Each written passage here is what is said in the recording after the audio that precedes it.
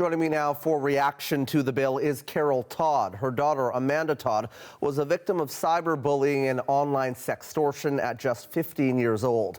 Carol joins us now from Coquitlam, British Columbia. So, Carol, thank you for joining us. How do you think this act could help teenagers who are facing some of the same struggles that Amanda did? I think this Online Harms Act, we can call it an online safety legislation, will put another layer of protection and safeguarding on in the online world where kids and youth and even adults are in daily and hourly, right? And so we need to have the social media platforms and all these things in place for liability, for privacy, for protecting our citizens.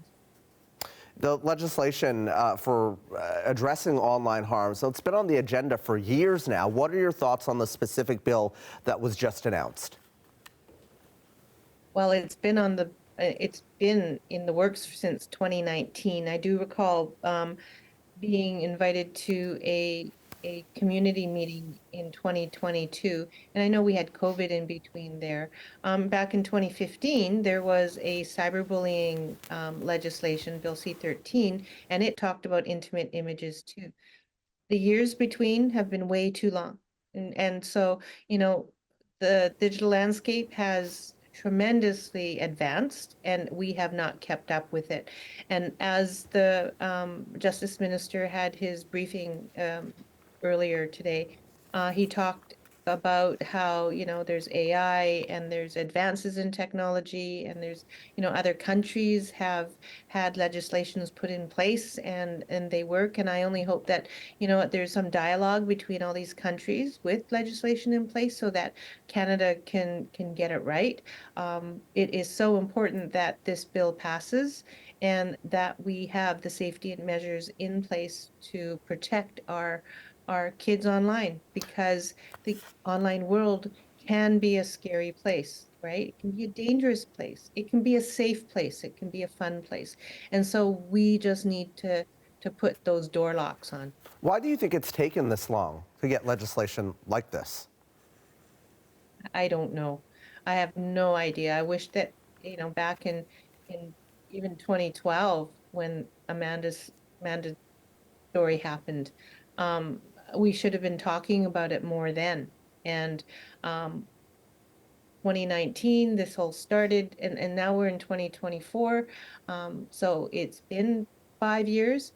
Was I frustrated? Yes. Am I disappointed that it took so long? Yes. But you know what? Today is a day that we can move forward to the present and to the future and make sure that Canada has the best kind of online safety bill protecting against online harms that we could ever have. You have been fighting, as you said, for justice for your daughter for over a decade now. How does it feel to finally see a piece of legislation like this come out? And also, you know, there are some people online that are saying, listen, the government shouldn't be getting involved in this, stay out of, you know, trying to control us, quote unquote. What do you say to those people? You don't want to hear me say what I want to say.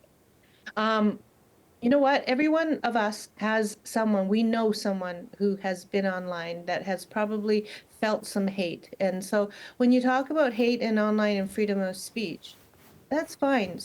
You can say things, but when that speech turns to like online hate that affects someone emotionally and mentally and causes suicidal ideation, that isn't acceptable. And so when you threaten someone, I remember clearly messages to my daughter saying that she should kill herself, that she didn't know she needed to die better, and she was a whore and a slut. And it just, as a mom, it hurt. And to a 14, 15-year-old, I'm sure it hurt a lot more, because kids are not resilient enough, they're not brain developed enough to handle that kind of rejection, those kinds of words. And you can see stuff happening like online with adults back and forth. You know what? It's not a place. What the problem is, you can't unsee something.